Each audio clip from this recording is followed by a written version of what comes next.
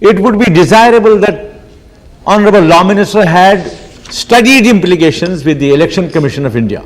He did say he would get back to the Election Commission of India after the bill is passed here. But that will be a compulsion for the Election Commission of India. That is a constitutional body. But we are the lawgivers. If we give the law, they have to implement. A suggestion came that you must study implications after you work on this bill. It becomes an act. But before that, the Honorable Minister could get into the implications. For instance, I raised a question before this August House. There was a time, as I said initially, that we have high regard for our armed forces. But we have high regard also for our Kisans. Did a nation coin a, salutation at one point of time and said Jai Jawan and Jai Kisan? Now, Kisans of Bihar, who cannot echo out their existence in that state or other state, they move to other states. In our state, Jammu and Kashmir, there are a lot of Bihari labor. They are working. We have respect for the armed forces, but we cannot disregard the Kisans and laborers working. So therefore, I feel the Honorable Minister knows better. He is a brilliant lawyer. He knows the constitutional law. He knows the implications. Why doesn't he temporarily withdraw the bill and come forward before the House with a comprehensive measure? Because it is not a concession. Laluji was right. It is not a tofa to the, it is their, we are basically concerned about them. They must vote. And there is a lot of difficulty. This postal service is not good. But the Honorable Minister could have shown us the way. He could come forward with an innovation. How to make the process quicker. Maybe Election Commission of India would help him. But after passing the measure, he will now go to Election Commission of India. So I say, it is not only armed forces that need this procedural, we tell them, come forward and vote. What about the Kisan? What about the laborer? So therefore, I would humbly suggest, I am not a law graduate, but the law is based on common sense, like many other sciences. So I see a lot of implications in the implementation of the bill. So therefore, I would suggest to the Honorable Minister, this measure is acceptable, the spirit of the bill is welcome, but kindly study the implication and get before this House a comprehensive bill that doesn't answer the requirement of the army only, that answers the requirement of Kisan and laborers spread far and wide in this country. That time, he will have answered the need of the society.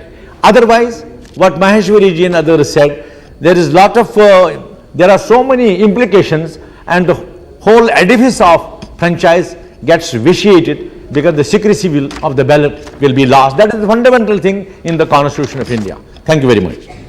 Thank you. Sri V.V. Raghavan.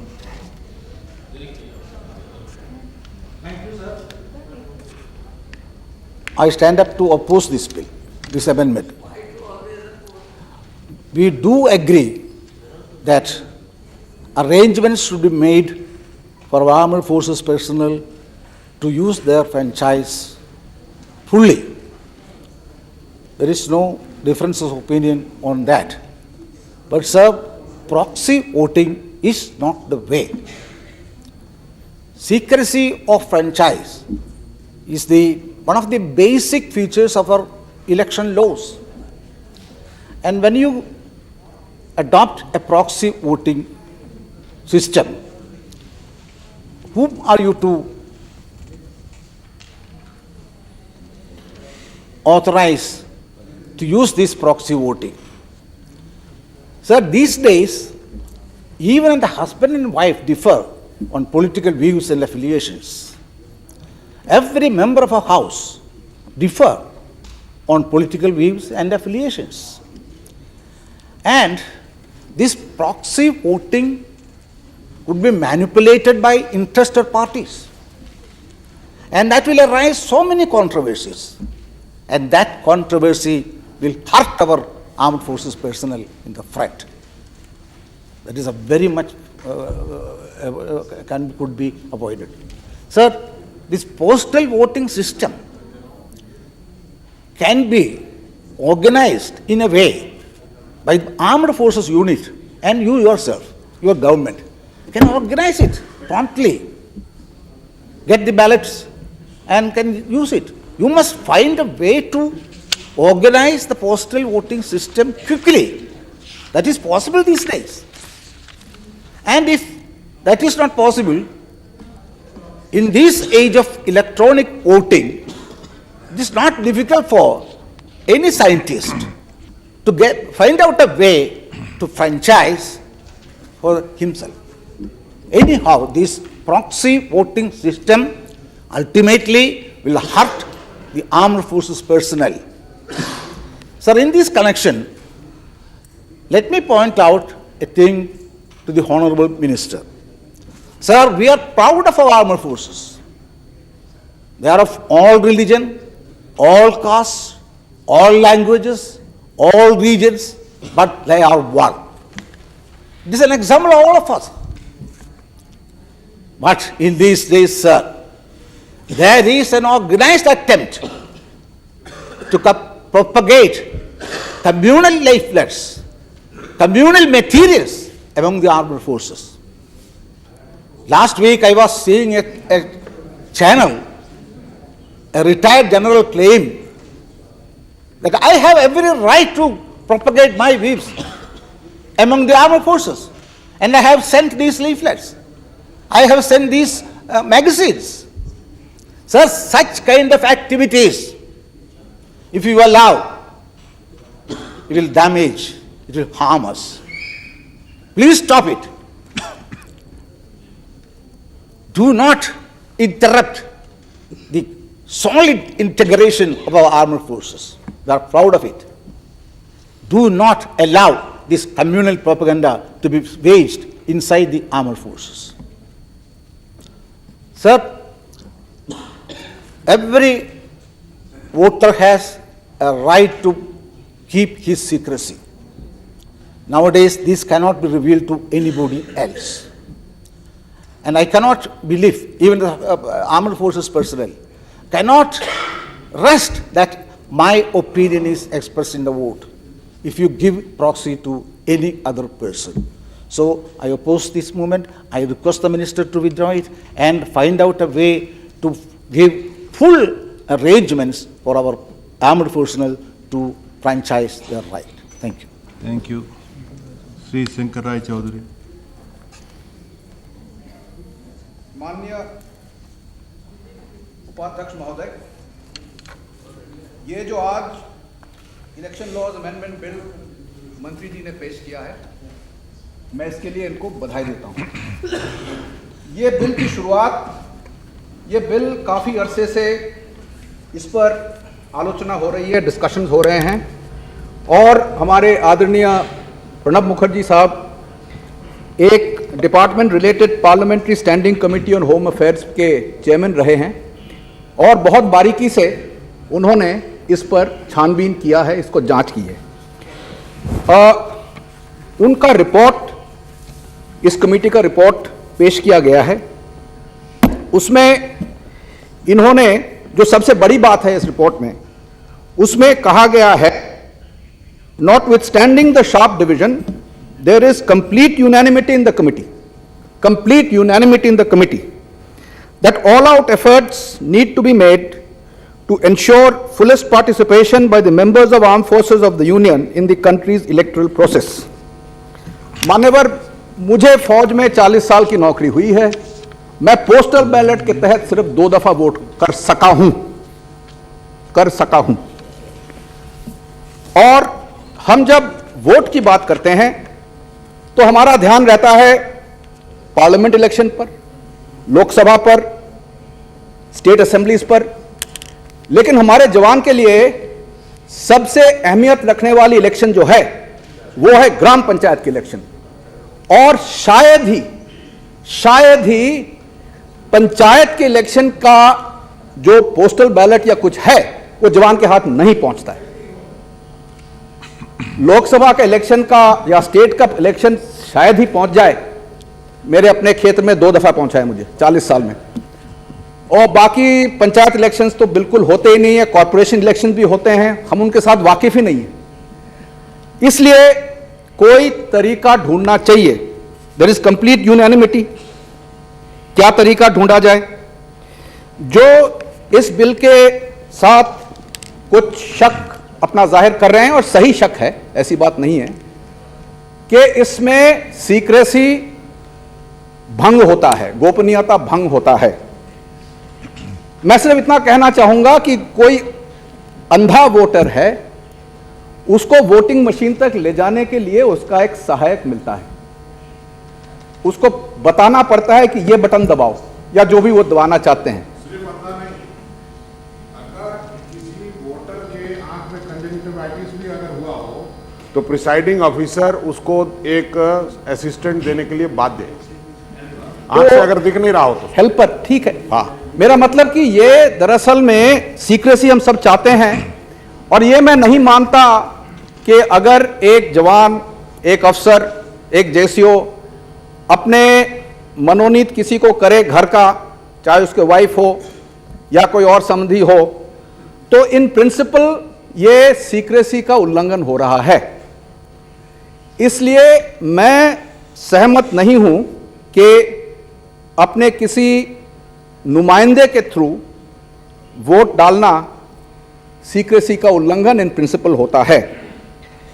अगर ये proxy voting की जगह कोई और practicable solution है, जो सारे party कह रहे हैं कि इसका दो, लेकिन कोई प्रैक्टिकेबल सॉल्यूशन दो। हां, इंटरनेट है और इलेक्ट्रॉनिक सब कुछ है, लेकिन क्या ये लागू कर सकते हैं आज के हालात में? अगर आज के हालात में लागू कर सकते हैं, बड़े शौक से करिए, लेकिन जब वो लागू ही नहीं कर सकते, तो मैं तो नहीं समझता कि प्रॉक्सी वोटिंग अपने पत्नी से या कोई नज़दीक रिश्तेदार से या और कोई नुमाइंदे से कराना हो, तो ये इन प्रिंसिपल इसको वायलेट करता है। ये है उपाध्यक्ष महोदय वो पार्लियामेंट्री स्टैंडिंग कमेटी का रिपोर्ट जो पार्लियामेंट के पटल पे ले किया जा चुका है।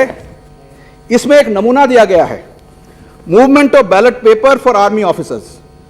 वो बैलेट पेपर, इसमें जो एग्जाम्पल दिया गया है, और ये सही एग्जाम्पल है, जो आर्मी ऑफिसर है वो किसी खास का नाम ले रखा है, वो आंध्र प्रदेश वरंगाल में रहते हैं।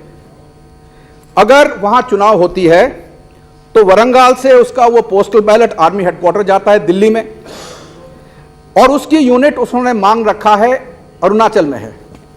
वरंगाल से दिल्ली, दिल्ली से 99 एपीओ कलकत्ता, कलकत्ता से यूनिट इन अरुणाचल। अभी अरुणाचल में मैं एग्जाम्पल के तौर में ले रहा हूं किबिटू, हयुलियांग से आगे किबिटू है, एक जगह है, वहां हमारे आर्मी की काफी तादाद रहती है। मैं सिर्फ इतना कहना चाहता हूं, किबिटू के पहुंचने के लिए मैं खुद as chief of army staff 3 दफा कोशिश किया, चौथी दफा में पहुंचा, सारे अरेंजमेंट्स होने के बावजूद। तो मेरा ख्याल है ये सब बड़ी अच्छी बातें हैं। इलेक्शन सीक्रेसी रखना चाहिए, जरूर हम मानते हैं।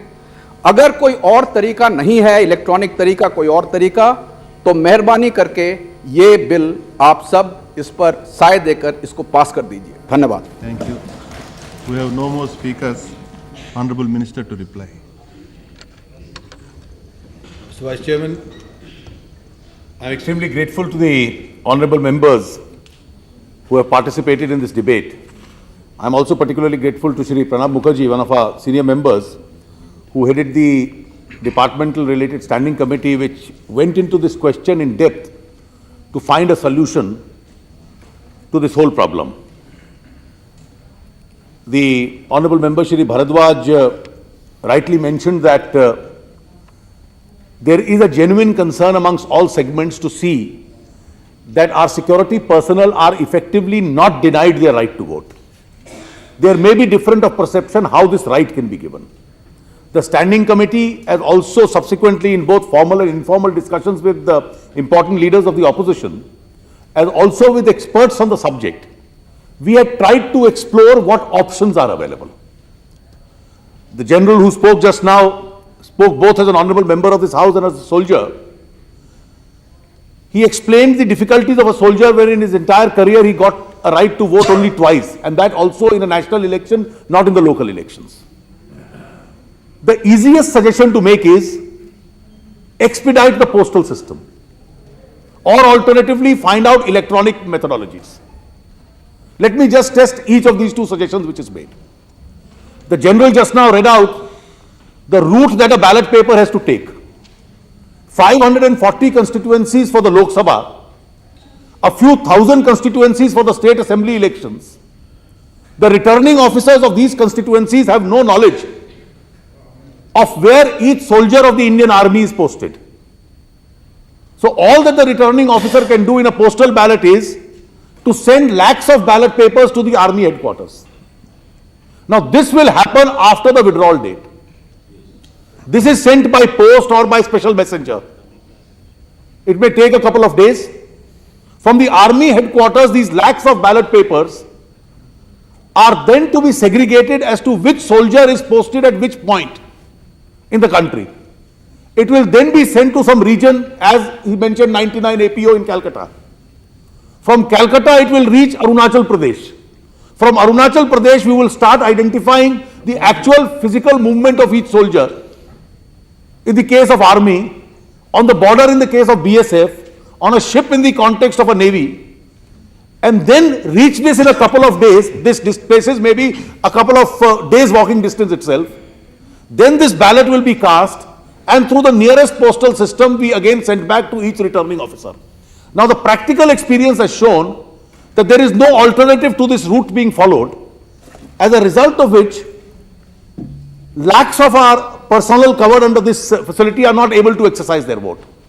One view is that it is 10%, the other view is it's even less than 10%. Now it's very easy to suggest, we've consulted the best of experts on the subject. So the first factor you must have when you say, find out electronic system methodology in this advanced age. So 540 electronic machines in the case of Lok Sabha election, because all soldiers at a given point don't belong to one constituency. If there are 10,000 soldiers posted at a point, they may be representing 500 constituencies. In the case of assembly, they may be representing thousands of constituencies. So thousands of ballot papers must be sent to all those unreachable places that the general was mentioning. And then whether you have a wireline connectivity there, you don't have a wireline connectivity there, and therefore the whole procedure, anybody with the reasonable knowledge of the subject would know that it is almost impossible in thousands of places to carry 540 electronic machines and keep them there so that the polling can take place. Now these are very generalized suggestions, find out a better system, but a better system does not have to fall from the sky. It has to be invented by this honorable house with the help of experts. And having consulted them, in fact, Shri Bhardwaj rightly mentioned that there were some reservations which some senior leaders have. And after this discussion, when it was pointed out that the alternatives being suggested, however well-meaning they may be, are not implementable, that those leaders felt that perhaps in view of this, there is no option left but to experiment this new system of allowing vote by a proxy system. Now it was mentioned, that's the second important question, that a vote by this system destroys the basic tenets of our democracy, which is secrecy of a ballot paper. Mr. Vice Chairman, the choice here is not between secrecy and openness.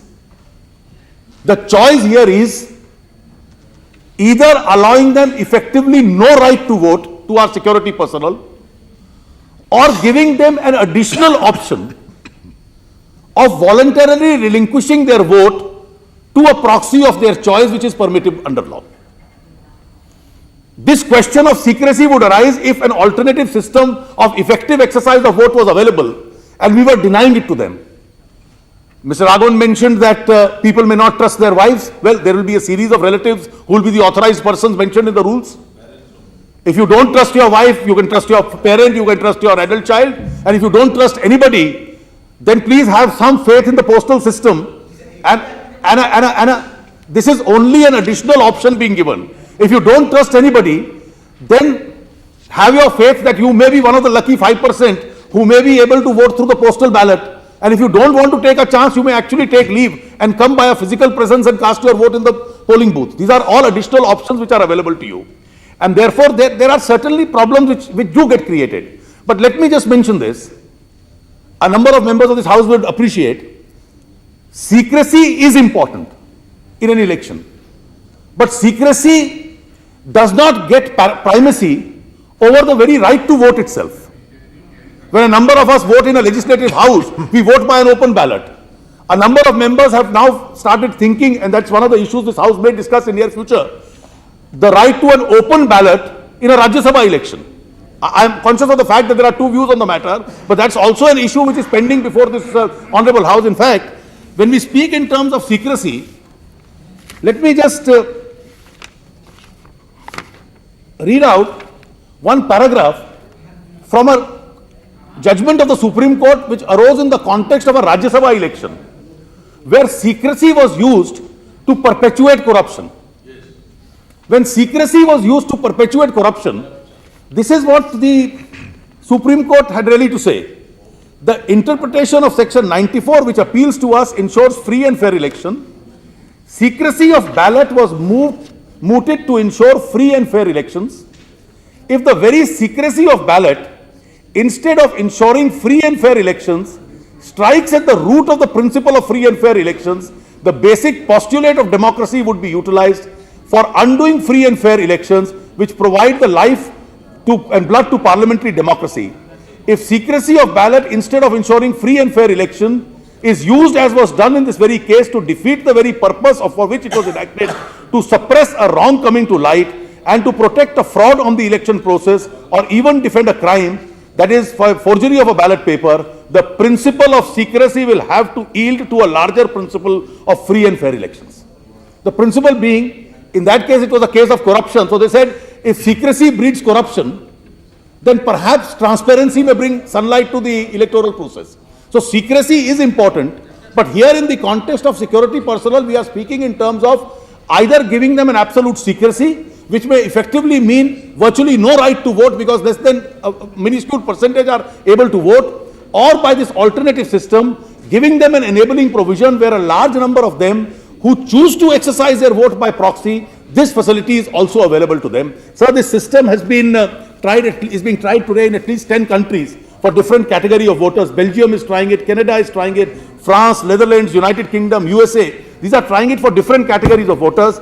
And I think as a live democracy, this is one new methodology that we have to try, and we will see how the results of this work out, whether it can be extended or it has to be improved upon further. With these few words, sir, I commend to this Honourable House that this bill be accepted by the Honourable House. Thank you, Minister. The question is that the Election Laws Amendment Bill 2003 as passed by the Lok Sabha be taken into consideration. Those in favour will please say aye. Aye. Those against will please say no. I think ayes have it, ayes have it, ayes have it. The motion is adopted.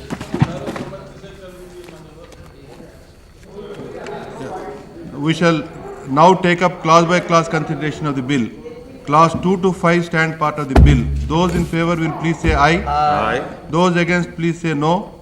I think ayes have it, ayes have it, ayes have it. Clause 2 to 5 are adopted. Clause 1, the enacting formula and the title stand part of the bill. Those in favour will please say aye. Aye. Those against will please say no. I think ayes have it, ayes have it, ayes have it. Clause 1, the enacting formula and the title are adopted. Mr. Minister to... So I move the bill be accepted. Motion moved that the bill be passed. The question is that the bill be passed. Those in favour will please say aye. Aye. Those against will please say no. I think ayes have it, ayes have it, ayes have it. The bill is passed.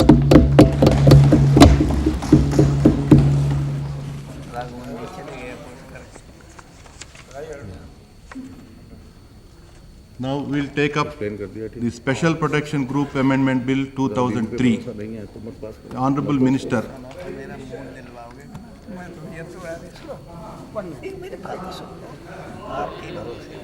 चलो मैं लोकसभा चलूँ पहले सम्मान हो गया कि नहीं? Okay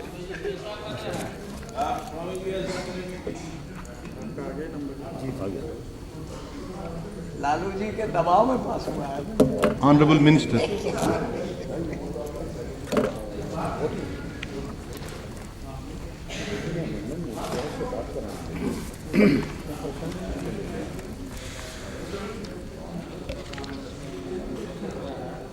Sir, I propose that the August House may take into consideration the Special Protection Group Amendment Bill 2003 with amendment as passed by the Lok Sabha. In this, sir, I may only reiterate in the beginning that SPG Act was passed in 1988, and within a period of 10 years it has already been amended thrice. It was amended in 1991 because, to begin with, when this specialized agency for the protection was made, मैं point of order पर खड़ा हूं। देखा जाए विशेष संरचना group संशोधन विधेयक 2003, इसको पढ़ लीजिए।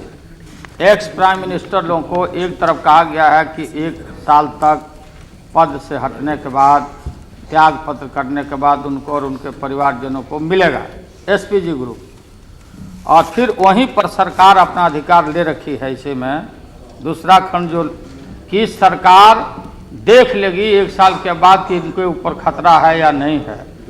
ये तो बहुत गलत है। आप स्पेसिफिक लाइए यहाँ कि आप 1 साल रखना है, 1 साल रखना है, फिर अपने हाथ में क्यों रखते हैं? ऐसा देखा जाता है कि जो नहीं, बिल में डिस्कशन होने दीजिए, फिर बाद नहीं, इसी में ऐसा कहीं नहीं, फील बिल आता का है। डिस्कशन तो होने दीजिए, फिर बाद में डिसाइड काहे के लिए दिया जाए इन लोगों को? आप बैठिए। हाँ, बच जाइए। मिनिस्टर, देखो ना पढ़ो। तो ये जो एक्ट बना था 1988 में, ये एक स्पेशलाइज्ड एजेंसी के लिए सर बना था। स्पेशल एजेंसी बनाई थी कि वो प्रेजेंट प्राइम मिनिस्टर को, उस वक्त के प्राइम मिनिस्टर को जब थ्रेट थी तो उनको प्रोटेक्शन के लिए एक स्पेशल एजेंसी बनाई है। लेकिन उसको अमेंड करना पड़ा 1991 में, 1994 में, 1999 में। 91 में जब अमेंड हुआ वो इस वजह से अमेंड हुआ कि ये महसूस किया गया कि फॉर्मर प्राइम मिनिस्टर्स को भी थ्रेट्स हैं, तो अगर फॉर्मर प्राइम मिनिस्टर को थ्रेट परसेप्शन है तो उनको भी ये प्रोवाइड किया जाए एसपीजी कवर। और 99 में ये कवर देना शुरू हो गया for the former prime ministers also for 5 years. But then again it was felt that no, the 5 years, instead of 5 years, it should be extended for 10 years. In 1994, it was extended for 10 years. In 1999, again it was extended when it was felt that after 10 years also the threat perception may be there and they may need this protection from this specialized agency of SPG.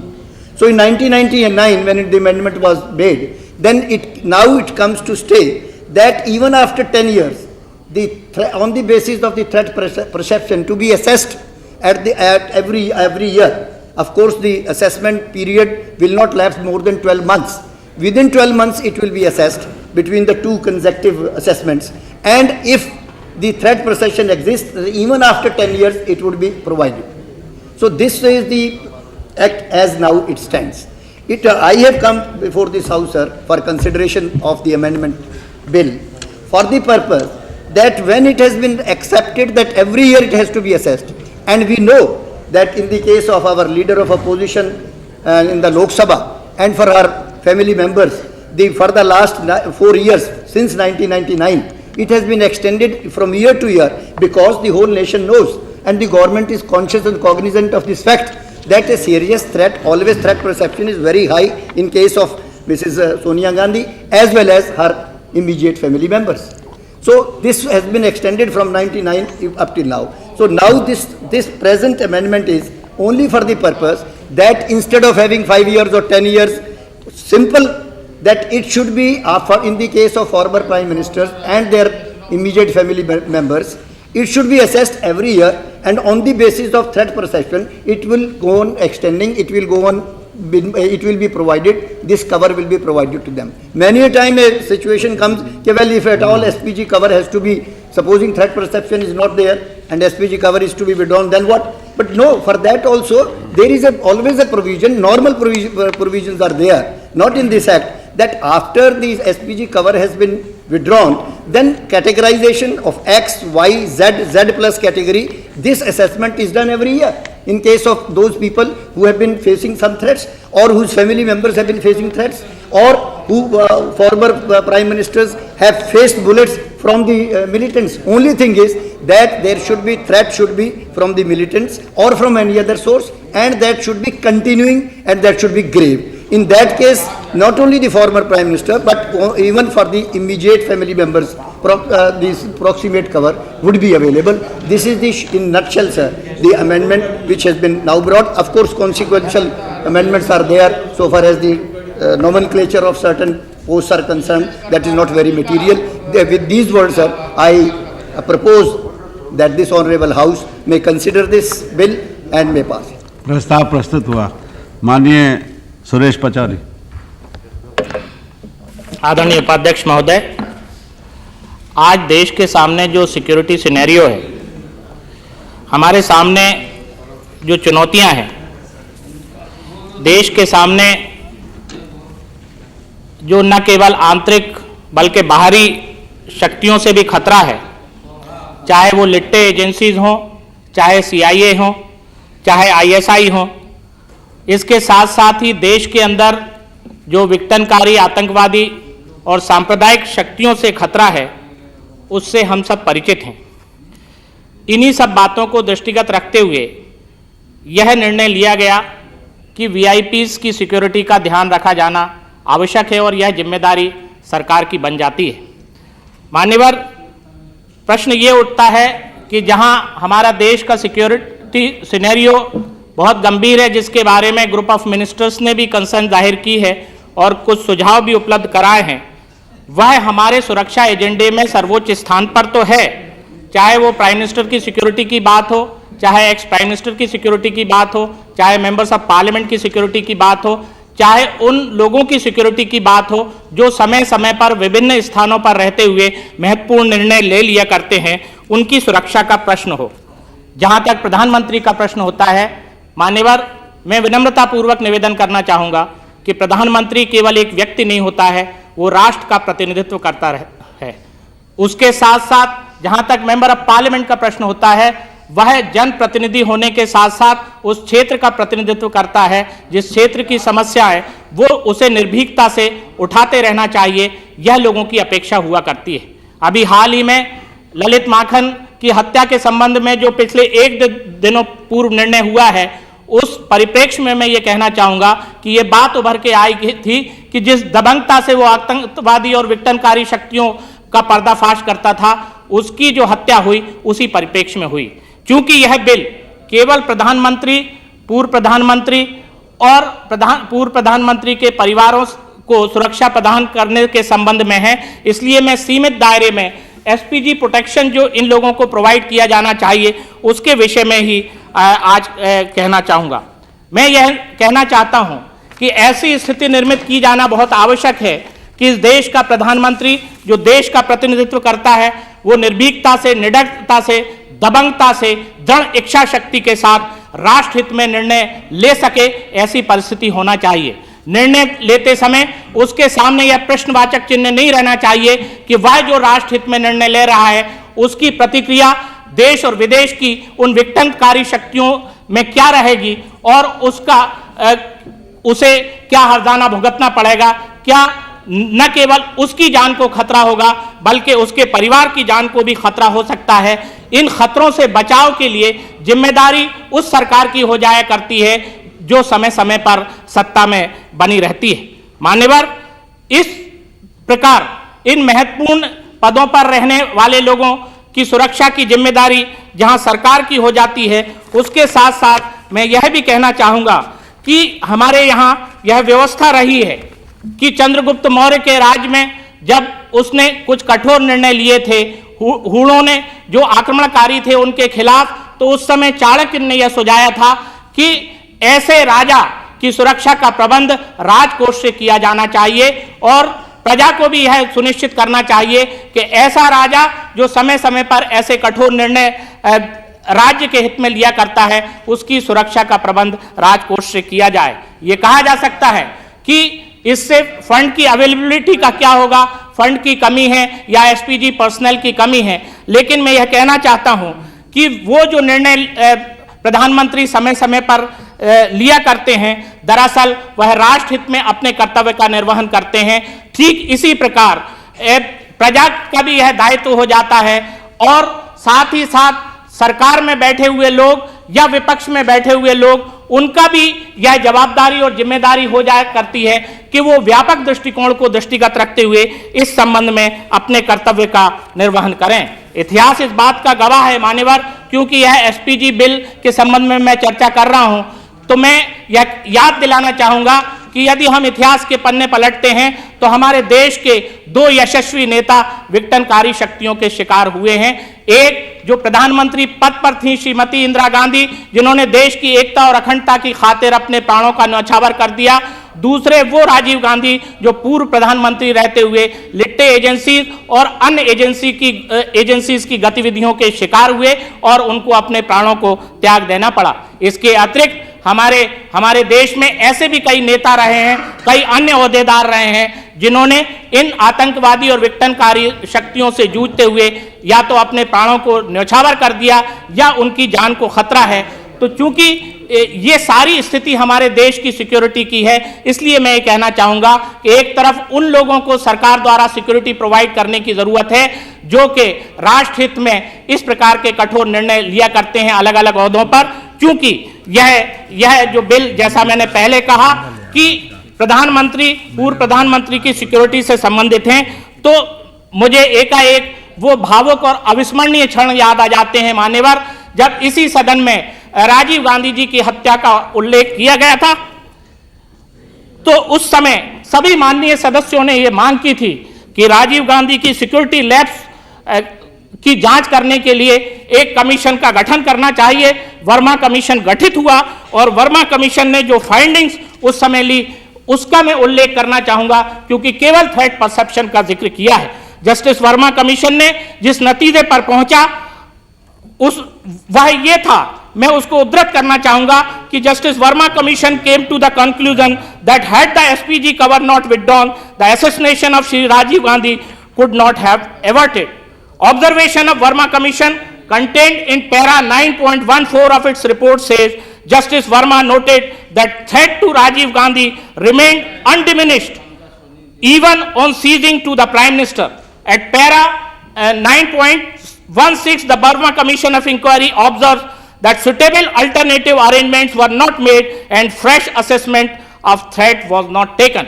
प्रश्न इस बात का उठता है कि जब हम एक तरफ ये कहते हैं कि थ्रेट परसेप्शन को दृष्टिगत रखते हुए प्रॉक्सिमेट सिक्योरिटी प्रदान की जाएगी, तो इतिहास इस बात का गवाह है कि थ्रेट परसेप्शन पूर्व प्रधानमंत्री और उसके परिवार के लोगों के लिए नहीं लिया गया था। यह ऑब्जर्वेशन किसी राजनीतिज्ञ का नहीं था, यह ऑब्जर्वेशन किसी राजनीतिक पार्टी का नहीं था, यह ऑब्जर्वेशन उस वर्मा कमीशन की रिपोर्ट का है जिस वर्मा कमीशन के गठन के संबंध में राजनीतिक पार्टियों से ऊपर उठकर इस सदन ने एक मत से यह मांग की थी कि जो ऑब्जर्वेशन है वर्मा कमीशन का उसको गंभीरता से लिया जाना चाहिए और उस पर कार्रवाई करना चाहिए।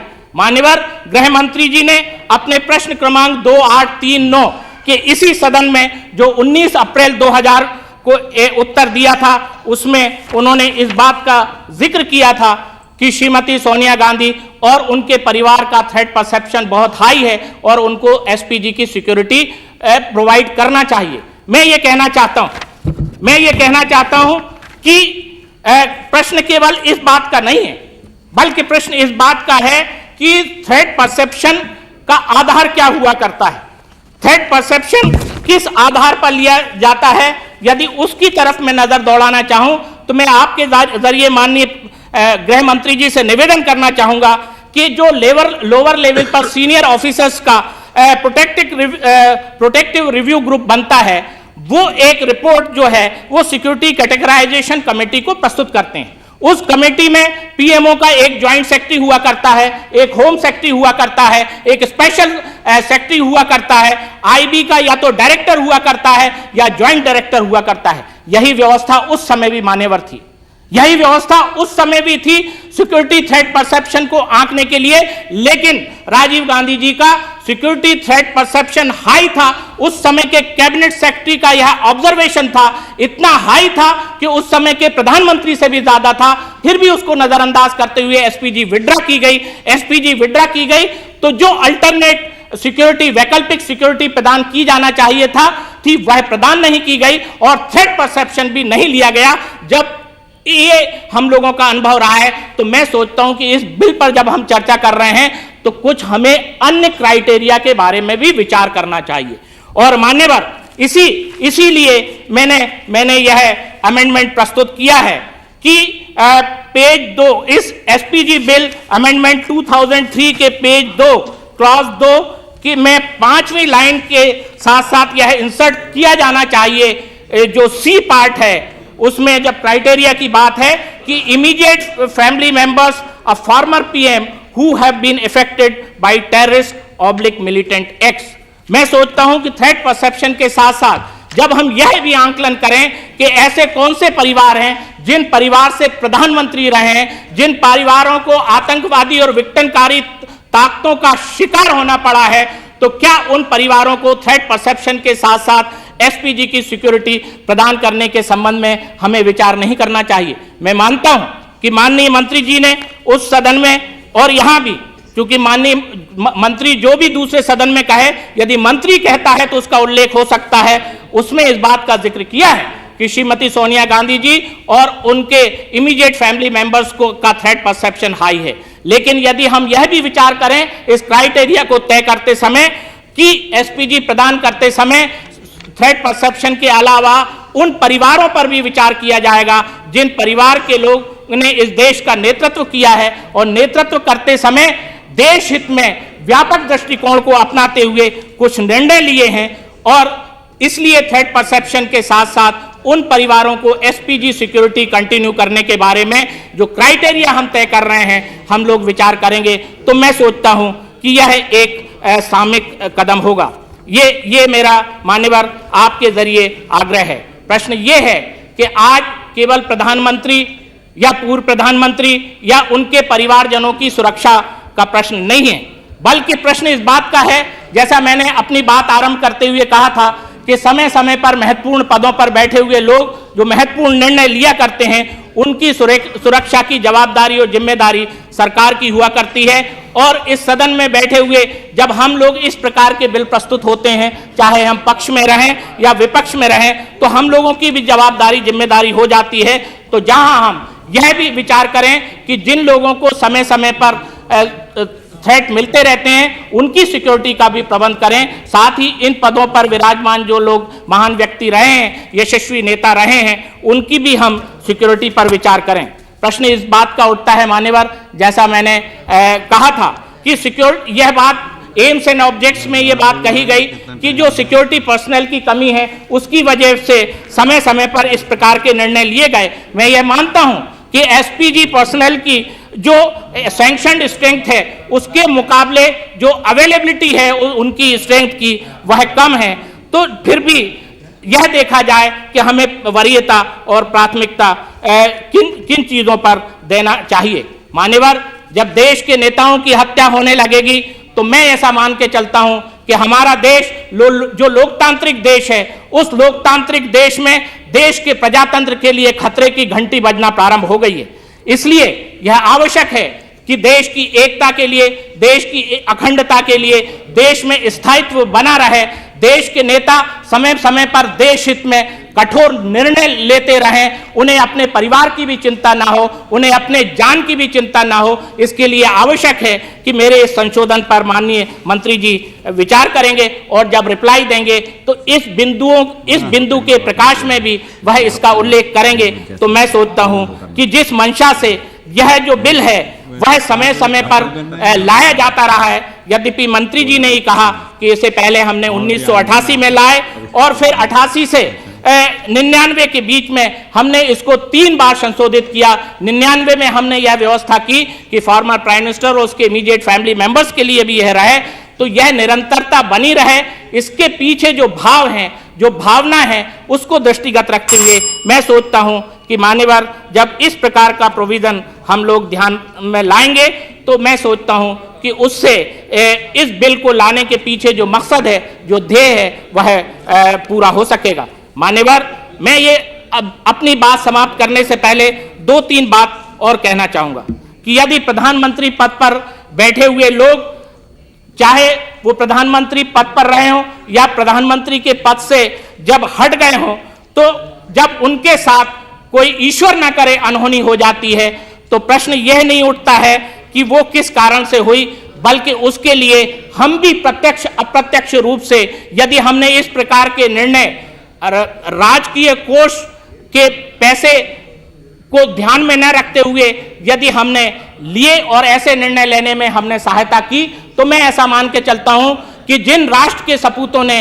राष्ट्र हित को मद्देनजर रखते हुए कठोर निर्णय लिए हैं, हम भी इस राष्ट्र के नागरिक होते हुए अपने कर्तव्य का पालन कर सकेंगे, क्योंकि वो केवल वो व्यक्ति जो इस प्रकार आतंकवादी गतिविधियों का शिकार होता है, यह ठेस केवल उसको नहीं पड़ती है बल्कि उसके निर्णय को पड़ा करती है, उसकी नीति को पड़ा करती है। इसलिए यह आवश्यकता है कि हम इस प्रकार के निर्णय लें। प्रश्न ये उठता है कि हमारे देश में ऐसी व्यवस्था क्यों की जा रही है। मान्यवर, मैं केवल अपने देश की ही बात नहीं कर रहा हूं। अब्राहम लिंकन का जब जो यूएसए का अग्रणी नेता था, उसका जब एसोसिनेशन किया गया तो हम लोगों ने इस बारे में विचार किया। इसी प्रकार मार्टिन लूथर किंग की जब हत्या की गई तो उस समय भी हम लोगों ने विचार किया, लेकिन अफसोस है कि महात्मा गांधी की जब हत्या की गई तो हमने इस बारे में विचार नहीं किया। इंदिरा गांधी की जब हत्या की गई हम लोगों ने विचार नहीं किया। लेकिन इस देश के प्रधानमंत्री जिन्हें इस प्रकार के निर्णय समय समय पर लेना पड़ते हैं, प्रधानमंत्री रहते हुए ने इस प्रकार की स्पेशल सिक्योरिटी का प्रोविजन होना चाहिए जो स्पेशली ट्रेंड हो। तब हमने 1988 में यह निर्णय लिया था कि एसपीजी का बिल लाए थे। उसके बाद समय और अनुभव के आधार पर हम लोग संशोधन लाते रहे। इसीलिए मैं कह रहा हूं कि समय और अनुभव के आधार पर न केवल हम थ्रेट परसेप्शन के दायरे में अपने आप को सीमित रखें, बल्कि समय और अनुभव के आधार पर हमें यह भी देखना होगा कि वो कौन से परिवार हैं जिन परिवार के लोग प्रधानमंत्री रहे हैं या भूतपूर्व प्रधानमंत्री रहे हैं, वो आतंकवादी या उग्रवादी शक्तियों के शिकार रहे हैं। उनके बारे में क्राइटेरिया तय करते समय एसपीजी की सिक्योरिटी उपलब्ध कराने के लिए हमको विचार करना चाहिए। ऐसा मेरा आपके जरिए आग्रह है। मुझे विश्वास है कि माननीय मंत्री जी इन सब बातों को दृष्टिगत रखते हुए अपने उत्तर जब देंगे तो एक व्यापक दृष्टिकोण में उत्तर देंगे। जहां तक एसपीजी पर्सनल का सवाल है, मान्यवर, एक बात और मैं कहना चाहता हूं। जहां हम इन लोगों से यह अपेक्षा करते हैं कि यह वीवीआईपी की सिक्योरिटी का सही ढंग से इंतजाम करें, एसपीजी पर्सनल को भी जो समय समय पर दिक्कत होती है, अपनी जान को सामने रखकर अपने प्रोटेक्टी को बचाने के लिए आगे आना पड़ता है।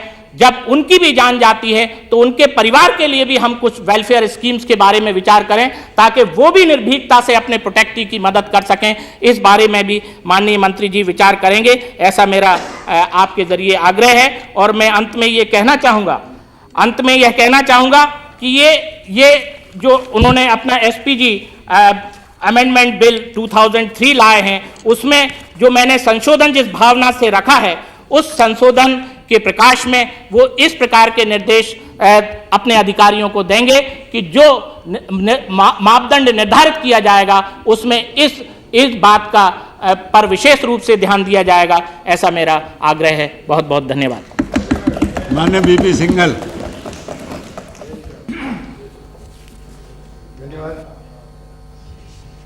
माननीय उपाध्यक्ष जी, मैं अपने को माननीय सुरेश पचौरी जी की भावनाओं से पूरी तरह संबद्ध करते हुए इस बात को कहना चाहता हूं कि मैं वहां तो नहीं जाता कि वो कौन सा शासन था जिसने महात्मा गांधी को सुरक्षित नहीं रख पाया, या इंदिरा गांधी जी को नहीं सुरक्षित रख पाए, या राजीव गांधी जी को नहीं सुरक्षित रख पाए।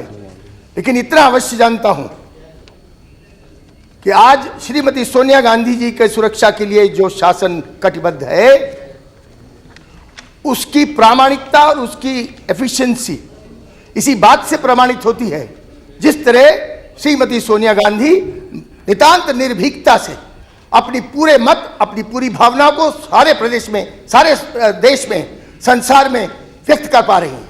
वो बिल्कुल सुनिश्चित हैं कि वह सुरक्षित हैं।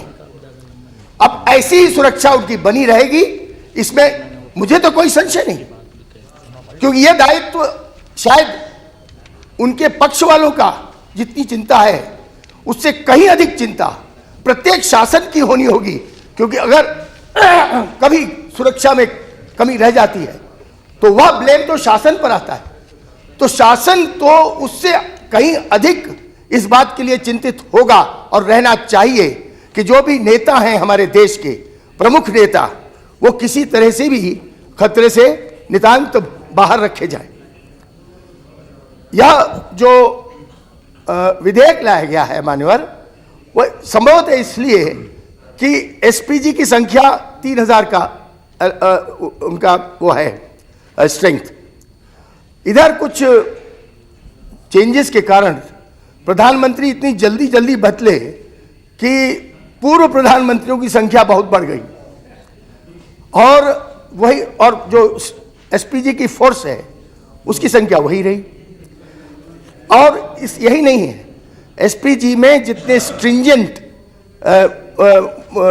रखे गए हैं क्वालिफिकेशंस कि किस प्रकार से वो एसपीजी में भर्ती, किस प्रकार का आदमी भर्ती किया जाएगा, उसका नतीजा ये होता है कि अगर 100 करीब आके जाते हैं कि भाई हाँ हो सकते हैं, और जब वो परीक्षा पास करते हैं तो मुश्किल से 25 या 30% आ पाते हैं। उस फोर्स की उम्र, एवरेज उम्र निश्चित एक टाइम, एक फ्रेम है, उसके बाहर जाएगा, वो अपने आप चला जाएगा। तो वहां पर आज भी करीबन 600 वैकेंसीज हैं। अब वैकेंसीज क्यों है, ये बात तो अपनी जगह पूछने की है। हालांकि वैकेंसीज अभी कल आज सुबह बात हो रही थी, तो सैकड़ों वैकेंसीज उस जगह है जजेस में जहां पर कि सब बिल्कुल सामने आते दिख रहे हैं कि भाई इनको प्रमोट हो सका, जज बनाना चाहिए, उनका निश्चित है इस वक्त रिटायर करेंगे। तो इस वक्त जो जितना विधेयक है वो सिर्फ इतना, और इसीलिए शासन ने अपनी जिम्मेदारी समझते हुए, ऐसी भी स्थिति आई है कि माननीय चंद्रशेखर जी कहते हैं भाई मुझे नहीं चाहिए, मुझे काहे को दे रखी सिक्योरिटी। माननीय वीपी सिंह कहते हैं मुझे काहे को दे रखी सिक्योरिटी। अब वो इस एसपीजी एक्ट के तहत वो सिक्योरिटी देना ही देना है। तो जहां स्वयं उनको ही थ्रेट है, फिर भी उनके अकेले के कहने से कोई शासन सिक्योरिटी नहीं हटा सकता। प्रत्येक शासन को प्रत्येक व्यक्तित्व के लिए अपनी सिक्योरिटी थ्रेट क्या है उसका अपने जो भी सूत्र हैं उनका अंकन करने के उपरांत ही करेंगे। लेकिन जिनकी कम है उनको कम करने का अधिकार मिले, उनकी सीमा नियुक्त करें। दूसरे प्रकार की सिक्योरिटी से अगर काम चल सकता है तो एसपीजी को विड्रॉ कर सकें, इसलिए इस विधेयक को लाया गया। क्योंकि अगर एसपीजी के पर्सनल को इतना स्ट्रेच कर दिया जाएगा और उनको ट्रेनिंग का और उनको अपनी मशक्कत का समय नहीं मिलेगा तो उसकी एफिशिएंसी घट जाएगी। तो इस विधेयक का जहां तक ताल्लुक है वह सिर्फ इसलिए है कि 1 साल की सीमा बांधे, और 1 साल के अंदर अंदर जिनको उपलब्ध है, आज जो उपलब्ध है वो माननीय प्रधानमंत्री को है, माननीय सोनिया जी को है, माननीय नरसिम्हा राव जी को है, माननीय गुजराल जी को है, माननीय देवेगौड़ा जी को है। तो चंद्रशेखर जी पर भी है, उनके पास शायद नहीं है इस वक्त, नहीं मेरे ख्याल से तो नहीं। बहरहाल हो सकता है हो गलती हो। तो उसमें समय सीमा बांधी गई है। इसका अर्थ ये नहीं है कि सरकार वो विड्रॉ करने के लिए बाध्य, कभी नहीं कर सकती। जिम्मेदारी सरकार की है। कोई सरकार बहुत ही भूल करेगी अगर वह इस अपनी मौलिक जिम्मेदारी का के ऊपर जरा भी शिथिल हो। माननीय पचौरी जी ने जो अमेंडमेंट लाए हैं वो मैं देखता हूं कि पूरी तरह से ऑलरेडी है। थोड़ा सा मतलब उसमें क्या अंतर है मैं वास्तव में समझ नहीं पाया, क्योंकि सेक्शन ए और बी में वो सारी चीजें लिखी हुई हैं, और बल्कि उसमें यह भी लिखा है कंटिन्यूइंग थ्रेट। तो फिर भी आप लाए हैं, कोई वजह रही होगी, माननीय मंत्री जी उसका उत्तर देंगे, वरना वो तो ऑलरेडी है। तो इस नाते से एसपीजी का काम सुचारू रूप से हो सके, एफिशिएंसी से हो सके, और सरकार सतत इस बात के लिए सतर्क रहे कि जो भी इस देश के राष्ट्रीय नेता हैं उन पर फिर कभी ऐसा संकट ना आए जैसा अनफॉर्चुनेटली पास्ट में हो चुका है। इन शब्दों के साथ मैं पुरजोर इस बिल को यूनानिमसली सपोर्ट करने के लिए प्रार्थना करता हूं। माननीय Prabhakar Reddy. Thank you, Vice Chairman, sir, for giving me an opportunity to speak on Special Protection Group Bill 2003 as passed by Lok Sabha. Sir, as mentioned by the Honorable Minister, the Act was, it came into force in the year 1988, and in the last 13 years, it was subjected to amendment, 3 times it was amended, sir. First time in the year 1991, the amendment came for covering the former Prime Ministers. And in the year 1994, the period of 5 years was extended to 10 years. And again in the year 1999, the period was further extended beyond 10 years. Sir, the present amendment is for reducing the period to 1 year for the former Prime Minister, and it is on the basis of the threat perception, and review will be made on case-by-case basis, and in every year the review will be made. Sir, at the outset, I welcome the bill and extend our support. Sir, if you see the history of the world and the history of our nation, number of top leaders have become victims to the acts of terrorism. Sir, they have become targets not because they have any personal rivalry or animosity, because the decisions they had taken was for the welfare of the country and for the common good of the people. Sir, when we are talking about providing security to the Prime Ministers and former Prime Ministers, in my opinion, there should not be any other consideration, sir. We should raise above the party lines, and then we must provide protection. It is the duty of the entire nation to provide protection to such personalities, sir. Sir, persons who have occupied highest positions in our country, in the largest democracy like our country, they need to be protected, sir. They are not ordinary personalities. Their name and fame is not just confined to our country. And outside the world, all the people know about them. And if anything happens to them, sir, it will be a sense of shame to the entire nation. Therefore, sir, it is not only, it will send shock waves in the country, but it will send wrong signals to the entire world.